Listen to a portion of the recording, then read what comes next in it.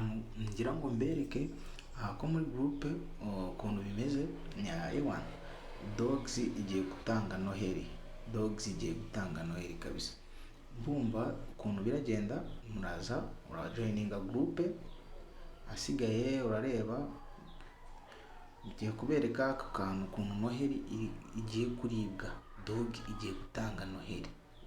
Urajoininga groupe, link cyangwa se link iri muri description ya dogs, asigaye nawe wibereho tu.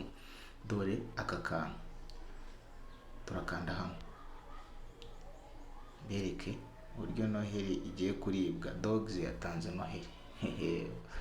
Mw'abantu ibintu birashyushye, muri kubibona the holiday season. So turakanda start journey nibisanzwe, uri kubibona hano. Turakirininga umunsi wa mbere, nuno munsi itangiye, urumva igiye gutanga iminsi 28.